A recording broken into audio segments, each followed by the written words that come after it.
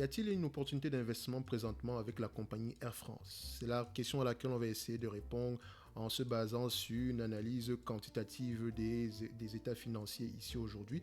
Donc, on va commencer par l'analyse du revenu. Qu'est-ce qu'on recherche quand on regarde un revenu?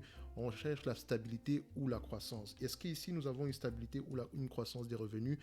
On a une certaine stabilité de 2011 à 2019, mais à partir de 2020, par rapport à ce que vous connaissez présentement, donc la pandémie, on a un gros trou d'air. Donc actuellement, les revenus ne sont pas encore à la normale. Donc cela nous dit déjà une chose. Il va falloir normaliser les revenus pour pouvoir dégager une certaine valeur de cette entreprise. C'est ce que je peux observer quand je regarde les revenus de l'entreprise. Mais deuxièmement, je vais regarder les marges. La marge brute, c'est la première chose que je vais regarder. Donc ici, je peux observer que la marge brute est aux alentours de 20% jusqu'en 2015. Et à partir de 2015, fin d'année 2015, début 2016, on a une croissance des marges ici. C'est très important, c'est une bonne chose de voir une croissance des marges, mais ce qui nous intéresse, c'est de savoir pourquoi est-ce que cette croissance-là, pourquoi est-ce qu'on a eu cette croissance des marges. Donc, à ma connaissance, je pense que c'est par rapport au prix du pétrole également, parce que le prix du pétrole est un élément important pour les compagnies aériennes. Donc, on remarque ici qu'à partir de 2020, on a également ce trou d'air-ci. Donc l'entreprise, pour tous les revenus qu'elle rapporte en date d'aujourd'hui, elle ne gagne presque pas d'argent. Donc après ça, on regarde les marges opérationnelles. On recherche la stabilité ou la croissance. Ici, qu'est-ce qu'on remarque? On ne gagne pas d'argent ici. On ne gagne rien du tout ici. Et on a une certaine stabilité à ce niveau-ci, mais rien d'exceptionnel. Ça nous dit déjà que cette entreprise n'a pas d'avantage compétitif et on peut déjà voir ici que ça, c'était une période exceptionnelle. Pourquoi est-ce qu'on a ces revenus ici qui sont, ces marges à ce niveau-ci qui sont croissants? Il faut répondre à cette question en regardant les états financiers. Mais moi, je me dis, après avoir lu un tout petit peu sur Air France, je pense que c'est par rapport au prix du pétrole. Donc, on peut déjà voir qu'une entreprise qui n'arrive pas à maintenir ses marges opérationnelles, ce n'est pas une entreprise qui a de véritables avantages compétitifs. C'est plus une entreprise qui est dans une industrie où les coûts d'exploitation sont très importants. Donc maintenant, on va passer à l'analyse des EBITDA. Donc EBITDA, c'est bénéfice avant intérêt, impôts et amortissement. Donc en anglais, c'est EBITDA, Earning Before Intérêt, Taxes, Dépréciation et Amortissement, je le dis en français.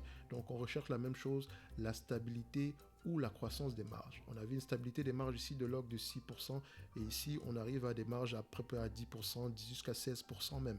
Donc il faut savoir pourquoi. Encore une fois, ça repartit à partir de quelle année? 2016. On arrive en 2016, 2015. Donc, c'est à partir de l'année où le coût du pétrole a commencé à être bien bas. Donc, ceci a eu pour effet de donner ce genre de rendement-ci. Mais il va falloir regarder les états financiers encore une fois. Donc, l'année 2016-2015 est une année très importante. Donc, encore une fois, à partir de 2020, on a également cette partie-ci qui n'est pas bonne. Donc, on se dit déjà que c'est une entreprise qui perd beaucoup d'argent en ce moment. Maintenant, on passe à l'analyse des marges nettes. Donc, la marge nette est importante dans le sens où c'est ce qui nous reste après avoir payé les impôts et les intérêts. Donc, c'est la marge opérationnelle, moins les impôts, moins les intérêts. Donc, il doit nous rester quelque chose pour pouvoir payer au moins les dividendes, racheter des actions ou bien rembourser la dette. Qu'est-ce qu'on observe? On a des revenus erratiques à ce niveau-ci et on a des marges erratiques à ce niveau-ci et presque rien du tout à partir d'aujourd'hui. Encore une fois, c'est dû à la période actuelle. Ça, c'est pas quelque chose qu'on aime voir. L'entreprise perd énormément d'argent. Donc, on va comparer cela avec le free cash flow. Parce que le free cash flow, c'est la partie la plus importante quand on regarde une entreprise. Est-ce que les free cash flow sont stables ou croissants? Encore une fois, free cash flow, marge erratique, beaucoup d'argent perdu en date d'aujourd'hui. Ça ne donne pas une bonne information dans le futur. Donc, maintenant, on va regarder les bénéfices. Non, excusez-moi, pas les bénéfices. On va regarder ici la dette. On va étudier la dette, donc j'utilise le ratio dette nette sur EBITDA. Généralement, je cherche un ratio inférieur à 5. Et je dois également me dire ceci. Rappelez-vous que présentement, l'EBITDA est sous pression. Donc, il est tout à fait normal qu'on ait un EBITDA négatif ici. Encore une fois, quand vous analysez une compagnie cyclique, il faut normaliser les résultats. Donc, c'est-à-dire que vous devez réfléchir comme si l'entreprise rapportait des résultats, rapportait des revenus dans son état normal. Donc, c'est-à-dire que imaginez qu'il n'y a pas de pandémie aujourd'hui, est-ce qu'on ne serait pas à 25 milliards minimum? Donc, si on a 25 milliards minimum, vous cherchez la marge de l'EBITDA et vous essayez de deviner à peu près quel serait à peu près le prix en date d'aujourd'hui en termes d'EBITDA moyen. Donc, encore une fois, pour la période actuelle, je ne sais pas combien de temps ça va durer, mais c'est quelque chose que je n'aime pas. Parce que demain est incertain, donc je préfère déjà qu'aujourd'hui, qu'il y ait déjà de bons résultats. Mais il n'y a pas de bons résultats ici, c'est dû à la pandémie, c'est vrai, mais ça ne donne pas une bonne information par rapport au futur. Donc, après ça, qu'est-ce que je vais regarder? Je vais regarder le current ratio. Le current ratio, c'est juste pour voir, est-ce que l'entreprise a les moyens actuellement de pouvoir subvenir à ses besoins de base, au moins pour les 12 prochains mois? La réponse est oui, si le current ratio est égal à 1. Actuellement, ici, il est, voilà, on va se dire qu'il est égal à 1 pour le moment. Donc, elle a assez de moyens pour pouvoir subvenir à ses besoins présentement. Mais est-ce que cela va durer? Si la pandémie perdure, qu'est-ce qui va se passer? Est-ce que ça veut dire que l'entreprise va faire faillite ou bien elle va émettre de la dette et elle va émettre de nouvelles actions? Donc, ça, c'est un bon point, mais les points précédents n'augurent pas de bonnes choses pour le futur. Après cela, qu'est-ce qu'on regarde? On regarde là les revenus opérationnels par rapport aux, au passif circulant actuel.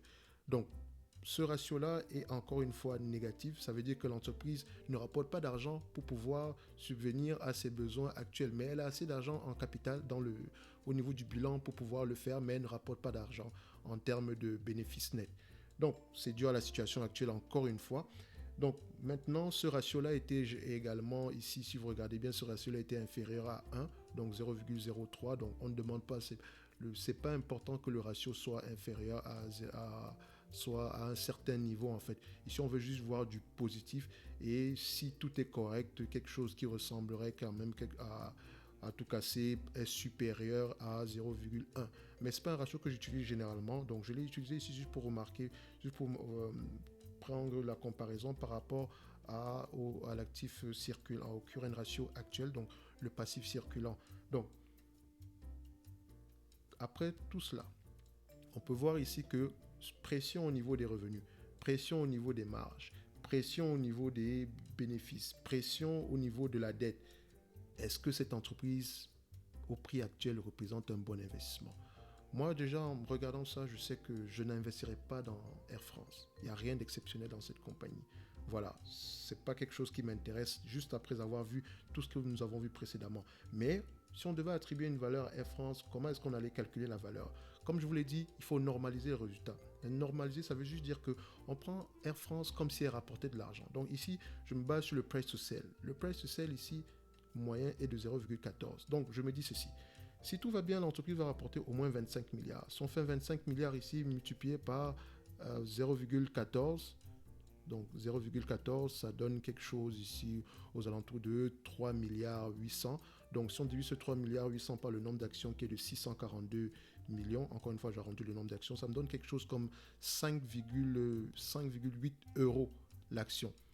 Donc, on va l'arrondir à plus ou moins 6 euros. Donc, pour moi, Air France ne vaut pas plus de 6 euros. Et encore, avec beaucoup d'acrobatie. Il y a trop d'acrobatie pour arriver à 6 euros. Donc, je vais demander une marge de sécurité énorme. La marge de sécurité, c'est la différence entre la valeur que je calcule et le prix actuel. Au prix actuel, on est aux alentours de, je dirais, je pense c'est 3,92 € par là.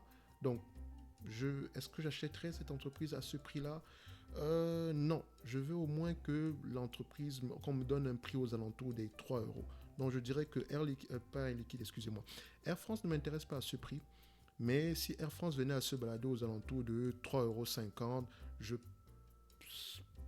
prendrais peut-être position.